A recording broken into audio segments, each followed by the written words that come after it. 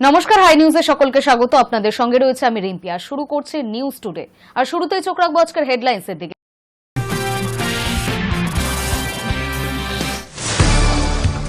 চাকরি হারানো group C ও গ্রুপ ডি কর্মীদের মাসিক ভাতা দেওয়ার সরকারি সিদ্ধান্তে স্থগিতাদেশ দিল কলকাতা হাইকোর্ট।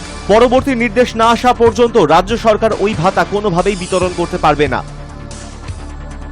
অসামরিক বিমান পরিবহনের নিরাপত্তায় বরাদ্দ মাত্র 65 কোটি। প্রশ্নের মুখে কেন্দ্রের বিজেপি সরকার।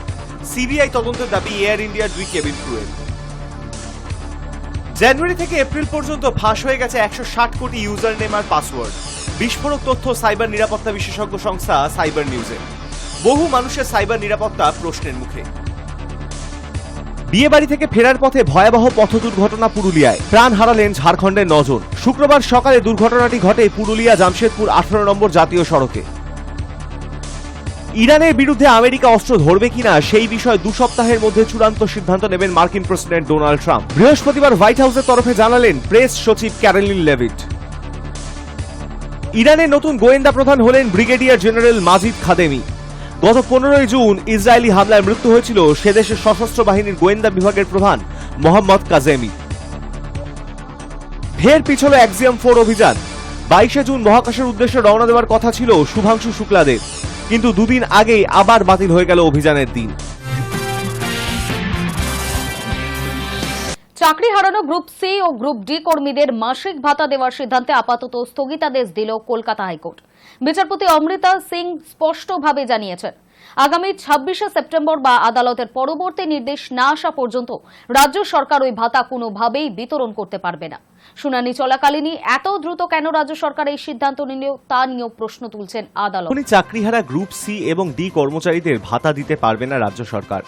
শুক্রবার এমনই নির্দেশ দিয়েছে কলকাতা হাইকোর্ট। আদালতের নির্দেশ অনুযায়ী রাজ্য সরকারকে 4 সপ্তাহের মধ্যে হলফনামা পেশ করতে হবে। তারপরে 15 দিনের সময়সীমার মধ্যে মামলাকারীদের তরফ থেকে জমা পড়বে পাল্টা হলফনামা। এই প্রক্রিয়ার মধ্য দিয়ে গোটা বিষয়টা এখন আদালতের সরাসরি নিয়ন্ত্রণে চলে গেল। ঘটনার সূত্রপাত 2016 সালে এসএসসির মাধ্যমে নিয়োগ নিয়ে বিতর্ক থেকে। দুর্নীতির অভিযোগের জেরে সুপ্রিম কোর্ট প্রায় 26,000 পদে নিয়োগের বাতিল নির্দেশ দেয়, যার মধ্যে ছিলেন গ্রুপ সি ও গ্রুপ ডির বহু কর্মী।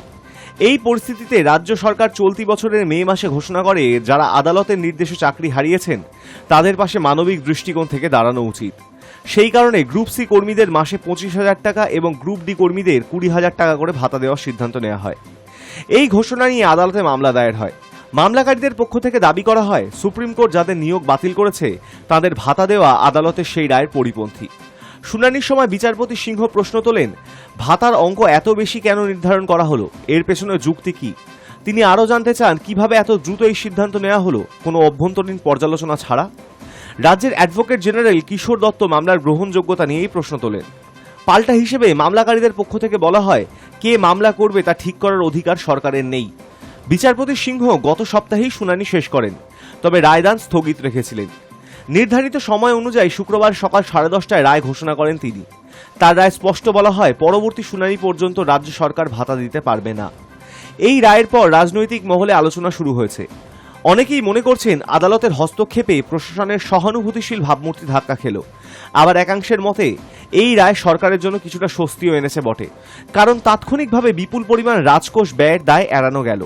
ফলে আইনি প্রতিবন্ধকতা দেখিয়ে শাসক দল ভবিষ্যতে রাজনৈতিক বার্তাও তৈরি করতে পারে বলে অনুমান বিশেষজ্ঞদের। Hi news network. এসএসসিতে নিয়োগ দুর্নীতি কাণ্ডে চাকরি হারানো গ্রুপ সি ও গ্রুপ ডি প্রার্থীদের যে ভাতা দেওয়ার সিদ্ধান্ত নিয়েছিল রাজ্য সরকার, তাতে অন্তর্বর্তী স্থগিতাদেশ দিয়েছে কলকাতা হাইকোর্ট। শুক্রবার বিচারপতি অমৃতা সিনহা জানিয়েছেন, আপাতত আগামী 26 সেপ্টেম্বর পর্যন্ত এই স্থগিতাদেশ বহাল থাকবে। এই 4 সপ্তাহের মধ্যে হলফনামা দিতে হবে রাজ্যকে।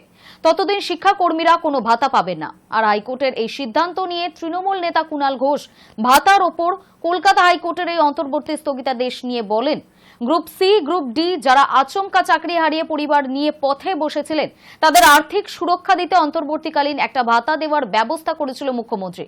সেটা নিয়েও আপত্তি করা হলো এবং তাতে অন্তর্বর্তী স্থগিতাদেশ দিলেন কলকাতা হাইকোর্টের বিচারপতি অমৃতা সিনহা।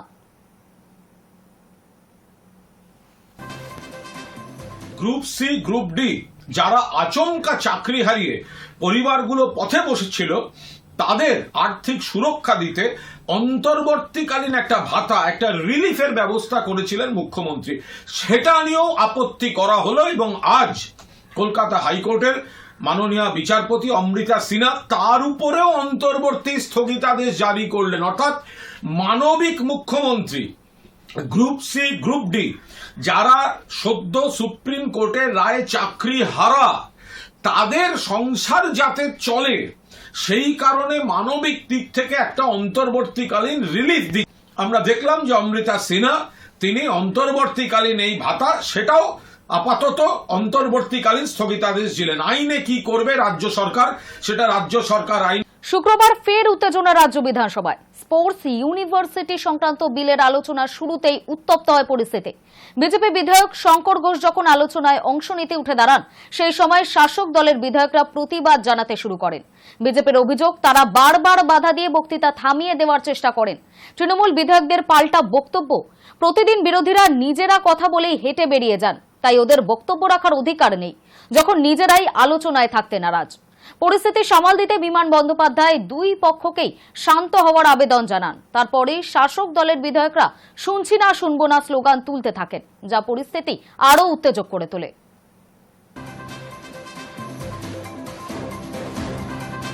বিজেপির পশ্চিমবঙ্গ দিবস ঘিরে তুলকালাম। সুকান্ত মজুমদারের বাইক মিছিলে দফায় দফায় বাধা দেওয়ার অভিযোগ পুলিশের বিরুদ্ধে। ভবানীপুরে পুলিশের সঙ্গে বিজেপি কর্মীরা ধস্তাধস্তিতে জড়িয়ে পড়েন। শুক্রবার রাজ্য বিধানসভা থেকে রেড রোডে পশ্চিমবঙ্গ দিবস পালন করতে যান শুভেন্দু। অন্যদিকে সুকান্ত মজুমদার ভবানীপুরে শ্যামা প্রসাদ মজুমদারের আবক্ষ মূর্তিতে মাল্যদান করতে যান। সেখানেই বাইকে করে কিছুটা এগোতেই তাকে পুলিশ বাধা দেয় বলে অভিযোগ।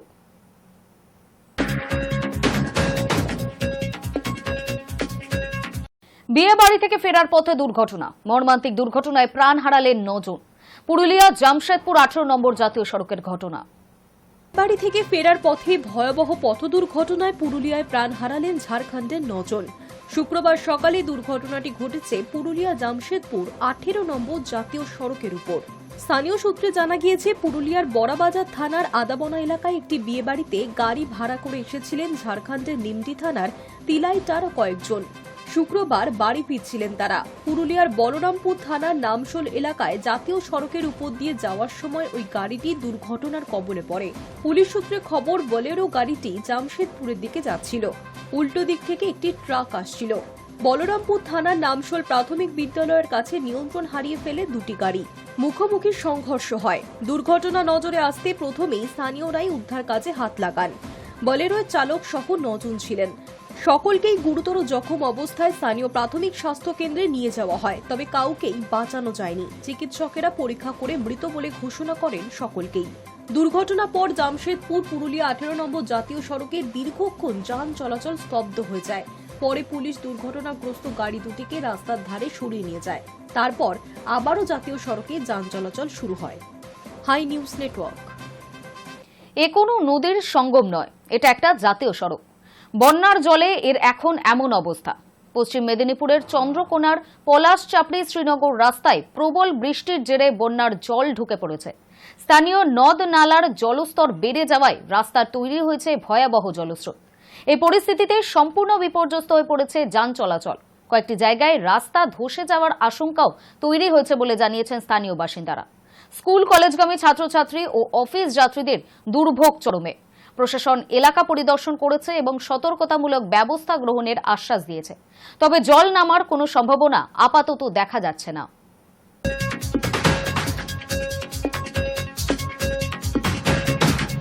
রাজ্যে বিদেশি পর্যটকদের সংখ্যা বাড়ছে প্রতিনিয়তই। এখনো পর্যন্ত পর্যটকের সংখ্যা 27,11,708 জন।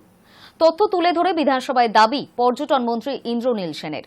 রাজ্যের উদ্যোগে বিদেশিদের উপযোগী পরিবেশ বান্ধব ব্যবস্থা যে এর জন্য দায়ী তা বলাই বাহুল্য। রাজ্যে ক্রমাগতই বাড়ছে বিদেশি পর্যটকদের সংখ্যা। তথ্য তুলে ধরে বিধানসভায় এই দাবি করেন পর্যটন মন্ত্রী ইন্দ্রনীল সেন। জানান, গত বছর 32 লক্ষ পর্যটক এসেছিলেন। এর মধ্যে বাংলাদেশি পর্যটক 1,82,000। বিদেশিদের ইকো ফ্রেন্ডলি পরিবেশ, তাদের পছন্দের খাওয়া দাওয়ার ব্যবস্থা করার ফলে তারা স্বাচ্ছন্দ্য পাচ্ছেন। আর তাতেই যে বাড়ছে পর্যটকের সংখ্যা তা বলাই বাহুল্য। পাশাপাশি পর্যটন মন্ত্রী আরও বলেন, মুখ্যমন্ত্রী মমতা বন্দ্যোপাধ্যায়ের উদ্যোগে পর্যটন কেন্দ্রগুলিকে আরও আকর্ষণীয় করে তোলা হয়েছে ও হচ্ছে। আগে রাজনৈতিক অস্থিরতার জন্য পর্যটকরা উত্তরবঙ্গে যেতেন না। 2011 সালে ক্ষমতায় আসার পরই এলাকার রাজনৈতিক পরিস্থিতি সুরক্ষা নিশ্চিত হয়েছে, শান্তি বহাল হয়েছে, বিপুল সংখ্যক পর্যটকও যাচ্ছেন। দার্জিলিং বা উত্তরবঙ্গের পাহাড় ডুয়ার্সের মতোই বাংলার পর্যটনের নবতম জোয়ার এসেছে দীঘাকে ঘিরে, যেখানে জগন্নাথ মন্দির তৈরির পর প্রবলভাবে বিদেশি পর্যটকরা আসছেন। সেই ব্যাপারে এখনই স্পষ্ট তথ্য না থাকলেও বিদেশি পর্যটকদের সংখ্যা যে বাড়বে তা বলাই বাহুল্য। এ যাবৎ রাশিয়া, আমেরিকা, ইতালি থেকে এখনও পর্যন্ত 27,11,708 জন পর্যটক এসেছেন রাজ্যে। High news network. আহমেদাবাদ বিমান দুর্ঘটনার পর এয়ার ইন্ডিয়া একাধিক প্রশ্নের মুখে পড়েছে বারবার। তবে এবার ভয়ঙ্কর এবং বিস্ফোরক তথ্য প্রকাশ্যে এলো। জানা যাচ্ছে শুধু এয়ার ইন্ডিয়া নয়, গোটা দেশের অসামরিক বিমান পরিবহন ব্যবস্থাই এখন প্রশ্নের মুখে। কারণ গত এক বছরে দেশের অসামরিক পরিবহন ক্ষেত্রে নিরাপত্তার জন্য কেন্দ্র বরাদ্দ করেছে মাত্র 65 কোটি টাকা। আহমেদাবাদ বিমান দুর্ঘটনার পর বারবার প্রশ্নের মুখে পড়েছে এয়ার ইন্ডিয়া। কেন দুর্ঘটনা, কোনো যান্ত্রিক ত্রুটি কিনা, এমন হাজারো প্রশ্ন উঠেছে। তবে এবার উঠে এলো বিস্ফোরক তথ্য। গত এক বছরে নাকি দেশের অসামরিক পরিবহন ক্ষেত্রের নিরাপত্তার জন্য কেন্দ্র বরাদ্দ করেছে মাত্র 65 কোটি টাকা। যাত্রী সংখ্যার নিরিখে ভারতের অসামরিক বিমান পরিবহন শিল্প বিশ্বের তৃতীয় বৃহত্তম। প্রতি বছর লক্ষ লক্ষ যাত্রী বিমানে যাতায়াত করেন। সেখানে নিরাপত্তার জন্য বরাদ্দ মাত্র 65 কোটি। উদ্বেগ প্রকাশ করেছিল সংসদীয় কমিটি, কিন্তু সেই উদ্বেগে বিশেষ পাত্তা দেয়নি কেন্দ্র, বাজেটও বাড়ানো হয়নি। গত মার্চে রাজ্যসভায় ভ্রমণ, পরিবহন এবং সংস্কৃতি মন্ত্রক সংক্রান্ত স্ট্যান্ডিং কমিটি সংসদে একটি রিপোর্ট পেশ করে।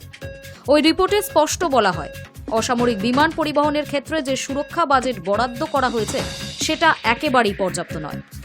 ডিজিসিএ, এএআইবি, বিসিএএস এই 3 সংস্থা মিলিয়ে 2024-25 বাজেটে বরাদ্দ করা হয়েছে মাত্র 65 কোটি টাকা। এর মধ্যে ডিজিসিএ পেয়েছে 30 কোটি, এএআইবি পেয়েছে 20 কোটি এবং bureau of civil aviation security পেয়েছে মাত্র 15 কোটি। ফলে স্বাভাবিকভাবেই প্রশ্ন উঠছে, এই ধরনের দুর্ঘটনার জন্য কোথাও কেন্দ্রের গাফিলতিও দায়ী কিনা। অন্যদিকে আহমেদাবাদ বিমান দুর্ঘটনায় এবার সরাসরি এয়ার ইন্ডিয়া ও ডিজিসিএ-কে কাঠগড়ায় তুলেছেন সংস্থারই 2 প্রাক্তন সিনিয়র কেবিন ক্রু। তারা এই ব্যাপারে প্রধানমন্ত্রী নরেন্দ্র মোদীকে চিঠি লিখে সিবিআই তদন্তেরও দাবি করেছেন। Hi news Network. ফের অশান্ত মণিপুর। বৃহস্পতিবার চূড়াচাঁদপুর জেলার চিংফেই গ্রামে নিরাপত্তা বাহিনী ও সন্দেহভাজন কুকি জঙ্গিদের মধ্যে সংঘর্ষ বাধে, যার জেরে মৃত্যু হয় কুকি সম্প্রদায়ের এক মহিলার। স্থানীয় সূত্র খবর, ঘটনার সূত্রপাত বিষ্ণুপুর জেলার পার্শ্ববর্তী ফুবালা গ্রামে বন্দুক হামলায় এক মেইতেই কৃষক আহত হওয়ার পরে এই ঘটনার কিছুক্ষণের মধ্যেই উত্তেজনা ছড়ায়। পরিস্থিতি নিয়ন্ত্রণে বাড়তি বাহিনী মোতায়েন করা হয়েছে ওই এলাকায়।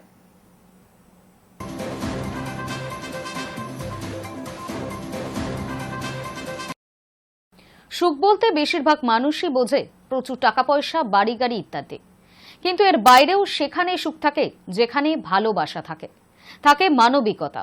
মহারাষ্ট্রের ঔরঙ্গাবাদের সম্ভাজিনগর এলাকার এক গয়নার শোরুমের ভিডিও সমাজ মাধ্যমে ভাইরাল হয়েছে, যেখানে একদিকে উঠে এসেছে স্ত্রীর প্রতি স্বামীর ভালোবাসা আর আরেকদিকে ম্যানেজারের মানবিকতা।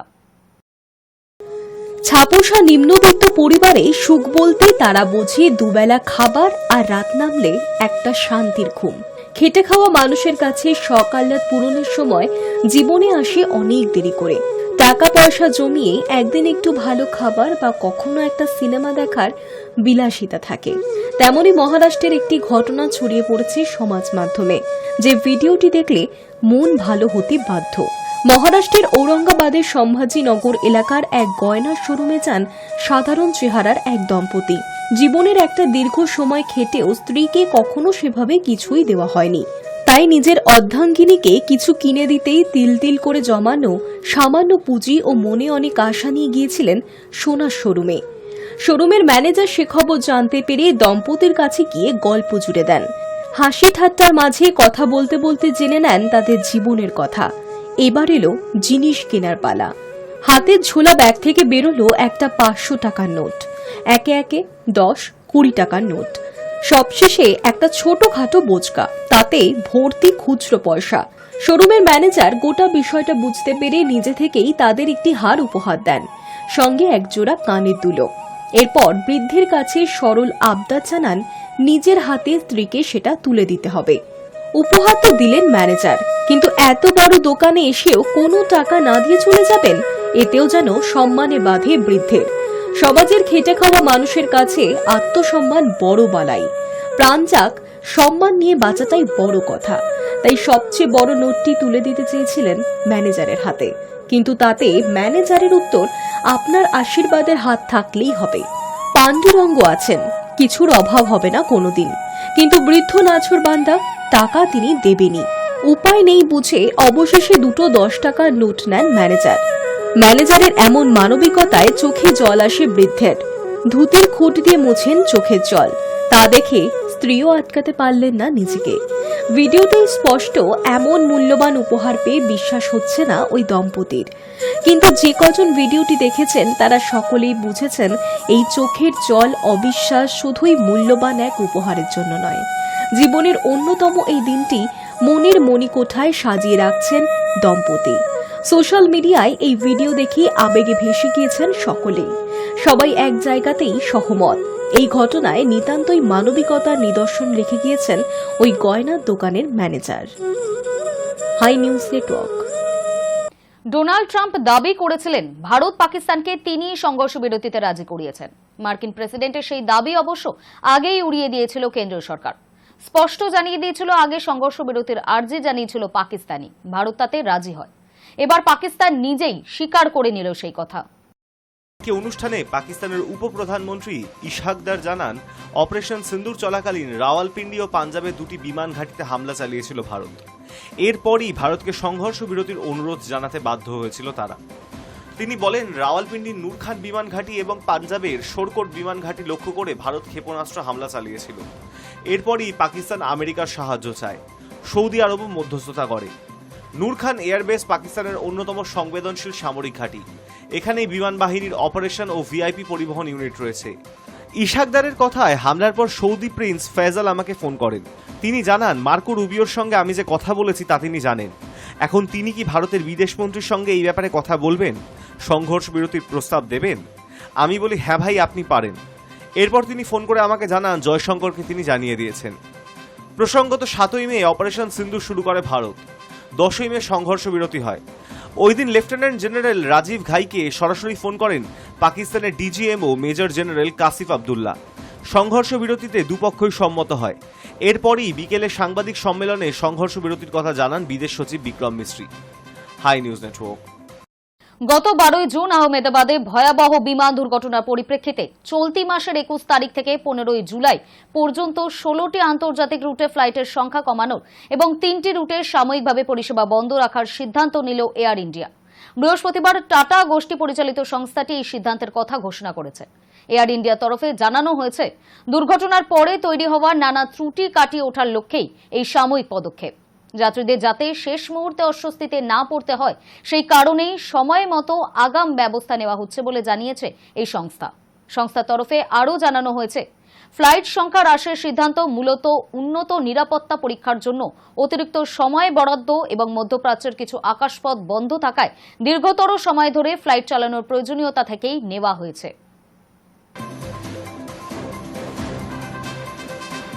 ইরানের বিরুদ্ধে আমেরিকা অস্ত্র ধরবে কিনা সে বিষয়ে 2 সপ্তাহের মধ্যে চূড়ান্ত সিদ্ধান্ত নেবেন মার্কিন প্রেসিডেন্ট ডোনাল্ড ট্রাম্প।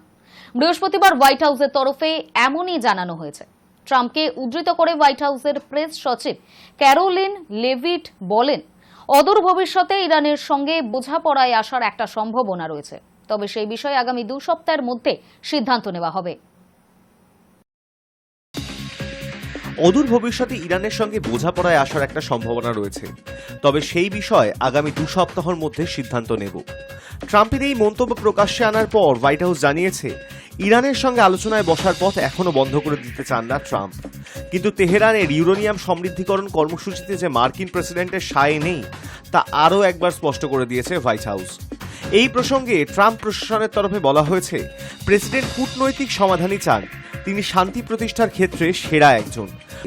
যদি কূটনৈতিক সমাধানের কোনো পথ থাকে, অবশ্যই প্রেসিডেন্ট সেই পথ ধরেই হাঁটবেন। বুধবার মার্কিন সংবাদ মাধ্যম ব্লুমবার্গ নিউজের একটি প্রতিবেদনে ট্রাম্প প্রশাসনের শীর্ষ স্তরের আধিকারিকদের উদ্ধৃত করে বলা হয়, চলতি সপ্তাহের শেষেই ইরানে হামলা চালানোর পরিকল্পনা করছে আমেরিকা।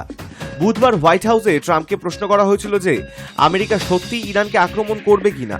জবাবে ধোঁয়াশা বজায় রেখেই ট্রাম্প বলেছিলেন, আমি এটা করতে পারি আবার নাও পারি। আমেরিকা ইরানের বিরুদ্ধে সরাসরি সংঘাতে নামবে কিনা তা আগামী 24 থেকে 48 ঘন্টার মধ্যেই জানা যাবে বলে বৃহস্পতিবার জানিয়েছিলেন ইসরায়েল সরকারের এক কর্তা। সেই সমস্ত দিক বিশ্লেষণ করলে আপাতত কয়েকদিন ইরানের সঙ্গে আমেরিকা সংঘাতে জড়াচ্ছে না বলেই মনে করা হচ্ছে। ইরানকে নিঃশর্ত আত্মসমর্পণ করার কথা বলে তেহরানের সঙ্গে আলোচনায় বসার পথ কার্যত বন্ধ করে দিয়েছিলেন ট্রাম্প। তবে হোয়াইট হাউসের বৃহস্পতিবারের ঘোষণায় যেভাবে একাধিকবার কূটনৈতিক এবং কূটনৈতিক সমাধানের মতন শব্দ ব্যবহৃত হয়েছে, তাতে মনে করা হচ্ছে আপাতত আলোচনার দরজা খুলে রাখছে ওয়াশিংটন। অনেকের আবার দাবি, চূড়ান্ত সিদ্ধান্ত নেওয়ার আগে সব দিক বিবেচনা করে দেখে নিতে চাইছে পেন্টাগন। High news Network. ফের পিছল এক্সাম 4 অভিযান। 22 জুন মহাকাশের উদ্দেশ্যে রওনা দেওয়ার কথা ছিল শুভাংশুদের, কিন্তু অভিযানের 2 দিন আগেই আন্তর্জাতিক মহাকাশ স্টেশনের তরফে এক্সাম 4 অভিযান স্থগিতের কথা জানানো হয়। কবে এই অভিযান হবে তা এখনো স্পষ্ট নয়। 2025 সালের 29 মে শুভাংশুদের অভিযান শুরু হবার কথা ছিল, পরে তা পিছিয়ে 8 জুন করা হয়। ড্রাগনে ইলেকট্রিক্যাল হার্নেসের সমস্যার কারণে সেবার পিছিয়ে গিয়েছিল অভিযান। 8 জুন খারাপ আবহাওয়ার কারণে অভিযান বাতিল করতে হয়। পরদিন অর্থাৎ 9 জুন অভিযানের দিন ঠিক করা হয়। সেই দিনও ফ্যালকন 9 রকেটের প্রস্তুতি শেষ না হওয়ায় পিছিয়ে গিয়েছিল অভিযান। খারাপ আবহাওয়া এবং প্রযুক্তিগত গোলযোগের কারণে 10 জুনও অভিযান হয়নি। এরপরে এক্সাম 4 অভিযানের দিন পিছিয়ে 11 জুন করা হয়, কিন্তু উৎক্ষেপণের ঠিক আগে মহাকাশযানের ফায়ার বুস্টার পরিদর্শনের সময় দেখা যায় রকেটে LOX লিক করেছে, অর্থাৎ রকেটে তরল অক্সিজেন লিক করছে। সেই কারণে পিছিয়ে যায় মহাকাশ যাত্রা। ঠিক হয় 19 জুন শুভাংশুদের নিয়ে উড়বে মাস্কের সংস্থার মহাকাশযান। তবে আন্তর্জাতিক মহাকাশ স্টেশনে এভেজদা সার্ভিস মডিউলের সমস্যার কারণে তা পিছিয়ে 22 জুন উৎক্ষেপণের দিনক্ষণ স্থির করা হয়। শুক্রবার জানানো হলো সেই দিনও যাত্রা করবে না মহাকাশযান। কেন এই অভিযান পিছানো হচ্ছে তার ব্যাখ্যাও দেওয়া হয়েছে। জানানো হয়, আন্তর্জাতিক মহাকাশ স্টেশনের এভেজদা সার্ভিস মডিউলে মেরামতি হয়েছে সদ্য। সব আগের মতো ঠিকঠাক চলছে কিনা তা খতিয়ে দেখার জন্য আরও কিছুটা সময় দরকার নাসার বিজ্ঞানীদের। এই এক্সাম 4 অভিযানে পাইলটের ভূমিকায় রয়েছেন লখনৌয়ের ছেলে শুভাংশু। শুভাংশু ভারতীয় বায়ুসেনার গ্রুপ ক্যাপ্টেন। রাকেশ শর্মার 4 দশক পরে দ্বিতীয় ভারতীয় হিসেবে মহাকাশে পাড়ি দিচ্ছেন তিনি। শুভাংশু ছাড়াও এই অভিযানে থাকছেন পেগি, পোল্যান্ডের স্লায়োস উজনানস্কি, ভিসনিউস্কি এবং হাঙ্গেরির Tibor Kapu. Hi news network. এক অভূতপূর্ব তথ্য ফাঁসের ঘটনার সামনে আনলেন সাইবার নিরাপত্তা বিশেষজ্ঞরা। তাদের তদন্তে জানা গিয়েছে অন্তত 30টি ডেটাবেসে থাকা প্রায় 16 বিলিয়ন লগইন তথ্য, যার মধ্যে রয়েছে ফেসবুক, ইনস্টাগ্রাম, জিমেল, অ্যাপেল সহ বহু জনপ্রিয় অনলাইন পরিষেবার ইউজার নেম ও পাসওয়ার্ড, যা হ্যাকারদের কাছে ফাঁস হয়েছে। এই তথ্য ফাঁসের শুরু 2025 সালের জানুয়ারি থেকে। সাইবার নিউজ নামের গবেষক দল জানিয়েছে, এই বিপুল তথ্য একসময় ইন্টারনেটে প্রকাশ্যে ছিল, পরে তা বন্ধ করে দেওয়া হয়। তবে কারা এই ডেটাবেসের মালিক তা জানা যায়নি। সবচেয়ে ভয়ের বিষয় হলো, এই ফাঁস হওয়া তথ্য পুরনো নয় এবং একেবারে নতুন এবং সরাসরি ব্যবহারযোগ্য। প্রতিটি তথ্য রেকর্ডে থাকে একটি ওয়েবসাইটের নাম, ব্যবহারকারীর নাম এবং পাসওয়ার্ড, যা মূলত ইনফোস্টিলার ম্যালওয়্যার দিয়ে চুরি করা হয়ে থাকে। এই ম্যালওয়্যার ব্যবহারকারী কম্পিউটার বা ফোন থেকে গোপন তথ্য চুরি করে। বিশেষজ্ঞরা বলছেন, এই ধরনের তথ্য দিয়ে সহজেই কারো অ্যাকাউন্ট হ্যাক, পরিচয় চুরি বা ফিশিং হামলা চালানো সম্ভব। অনেকে এখনো 2 স্টেপ ভেরিফিকেশন চালু না করায় বিপদের আশঙ্কা আরও বাড়ছে।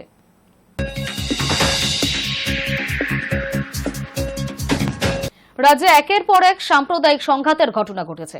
মুর্শিদাবাদ থেকে সাম্প্রতিক কলকাতার উপকণ্ঠে মহেশতলার ঘটনা এই রাজ্য সম্প্রীতির আবহ নষ্ট করার চক্রান্ত হচ্ছে বলে অভিযোগ করল বিশিষ্ট মানুষদের সংগঠন দেশ বাঁচাও গণমঞ্চ। পুজোর আগেই রিলিজ হবে বিবেক অগ্নিহোত্রীর ছবি বেঙ্গল ফাইলস। প্রেস ক্লাবে সাংবাদিক সম্মেলনে এই ছবির উদ্দেশ্য নিয়েও প্রশ্ন তুললেন অর্থনীতিবিদ অভিরূপ সরকার, চলচ্চিত্র পরিচালক হরনাথ চক্রবর্তী, সাহিত্যিক আবুল বাসার, রাজ্যের প্রাক্তন মন্ত্রী পূর্ণেন্দু বসু প্রমুখ। বিশিষ্টদের আক্রমণের মুখে পড়ে বিজেপি এবং রাজ্যের বিরোধী দলনেতা শুভেন্দু অধিকারীও। বেঙ্গল ফাইলসের মতো ছবি বানিয়ে বাংলাকে কলুষিত করার চেষ্টা হচ্ছে বলেও অভিযোগ করেন তারা।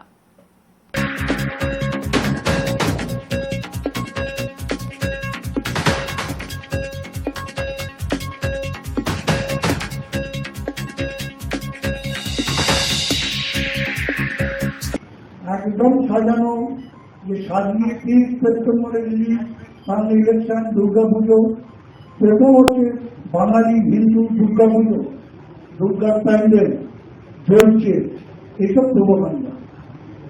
প্রভাকাণ্ডা করে ছবিটাকে আমাদের আনতে চাইছি। কিন্তু বাঙালি আমরা কিন্তু পিছিয়ে নেই। তার কারণ আমি শুধু একটা ছোট্ট এইটুকু জায়গার কথা বলেছি, কালীগঞ্জ ইন্ডাস্ট্রিতে, এখানে সৈকত আছে, এরা আছে, ওরাও বলবে, ওর সঙ্গীত জগৎ নিয়ে বলবে কি কতটা ডেভেলপ করেছে মমতা। তো এই ভয় পাওয়ার চেষ্টা হচ্ছে আমাদের পশ্চিমবাংলাকে, ওরা যেহেতু ভয় পায়, এইভাবে ভয় পাওয়ার চেষ্টা করছে, এটা কাপুরী চেষ্টা এভাবে আয়োজন করেছে যে এর পরিষ্কার ভাবে অন্ধকার অতীতে একটা বিভাজিত ভারতবর্ষে, খণ্ডিত খণ্ড খণ্ড ভারতবর্ষের দিকে নিয়ে গেছে, যে জাতির মহাত্মাকে, জাতির জনককে তৈরি করে দিলেন, সেই বীজ রক্ত রয়ে গেছে ভারতবর্ষের। এটাই দুর্ভাগ্যজনক। দিল্লি বন্ধে থেকে আবার বন্ধু বান্ধবরা তারা ফোন করে বলছে এখানে কি হচ্ছে, এখানে কি যাওয়া যায়, রাস্তায় বেরোনো যায়, এই ধরনের খবর যায়, একটু কোনো মানেই হয় না। আমরা তো এখানে সেরকম খারাপ নেই। অতএব আমি বলবো যে এই ধরনের অন্যায় মিথ্যাচার যেটা ছড়ানো হচ্ছে তার প্রতিবাদ করা দরকার, এবং প্রতিবাদ করা দরকার মানুষে মানুষে বিনাশ করা। সব অপেক্ষার অবসান ঘটিয়ে বড় পর্দায় মুক্তি পেতে চলেছে ধূমকেতু। ভক্তরা তাদের ভালোবাসার সেই জুটি দেব শুভশ্রীকে ফের পর্দায় দেখার জন্য রয়েছেন অধীর অপেক্ষায়। এই ছবি এখনো পর্যন্ত তাদের জুটির শেষ ছবি। 12টা বছর দর্শক অপেক্ষা করেছেন তাদের প্রিয় জুটির সেই ম্যাজিক নস্টালজিয়া পর্দায় ফিরে পাওয়ার জন্য। বারবার প্রশ্নের মুখে পড়েছে ধূমকেতু মুক্তি। সব অপেক্ষার অবসান ঘটিয়ে বড় পর্দায় মুক্তি পেতে চলেছে ধূমকেতু। ভক্তরা তাদের ভালোবাসার সেই জুটি দেব শুভশ্রীকে ফের পর্দায় দেখার জন্য রয়েছে অধীর অপেক্ষায়। এই ছবি এখনো পর্যন্ত তাদের জুটির শেষ ছবি। 12টা বছর দর্শক অপেক্ষা করেছেন তাদের প্রিয় জুটির সেই ম্যাজিক নস্টালজিয়া পর্দায় ফিরে পাওয়ার জন্য। বারবার প্রশ্নের মুখে পড়েছে ধূমকেতুর মুক্তি। এই বছরের গোড়া থেকেই এই ছবির মুক্তি নিয়ে শুরু হয়েছে গুঞ্জন। ধূমকেতু রিলিজের ডেট একের পর একদিন পিছিয়ে গিয়েছে। আদৌ কি ছবি মুক্তি পাবে নাকি সবটাই রটনা? এই প্রশ্ন ঘুরে ফিরে এসেছে দর্শকের মনে। অবশেষে সেই প্রশ্নের উত্তর হিসেবে দেব এই ছবির মুক্তি দিয়ে ঘোষণা করেন সম্প্রতি। একই সঙ্গে সেই খবর দেন ছবির আরও এক প্রযোজক রানা সরকার ও পরিচালক কৌশিক গঙ্গোপাধ্যায়। 14ই আগস্ট ছবির মুক্তির দিন হিসেবে ঘোষিত হয়। ছবি মুক্তি কবে? এই প্রশ্নের উত্তর মিললেও ভক্তদের মনে একই সঙ্গে আরেকটা প্রশ্ন ঘুরপাক খাচ্ছিল। তা হলো ছবি মুক্তির আগে কতটা একসঙ্গে ধরা দেবেন দেব শুভশ্রী? আদৌ কি ছবির প্রচারে তারা এক হবেন? দেখা কি যাবে তাদের একসঙ্গে? শুক্রবার সেই অপেক্ষার অবসান ঘটল। শুক্রবার দিন বড় সড় চমক দিলেন নিজেদের অনুরাগীদের দেব শুভশ্রী জুটি। এবার সোশ্যাল মিডিয়ায় নিজেদের আগামী ছবি নিয়ে ভক্তদের উদ্দেশ্যে বার্তা দিলেন তারা। সেই ভিডিওতে তাদের দেখা গেলেও তা যে আলাদা আলাদাভাবে ক্যামেরাবন্দি হয়েছে তা বোঝাই যাচ্ছে। সেখানে তাদের বলতে শোনা যাচ্ছে 12 বছর পর আমরা আবার একসঙ্গে। সমস্ত অপেক্ষার অবসান ঘটিয়ে আপনাদের কাছে সিনেমা হলে মুক্তি পাচ্ছে ধূমকেতু। ধূমকেতু আসছে বড় পর্দায়।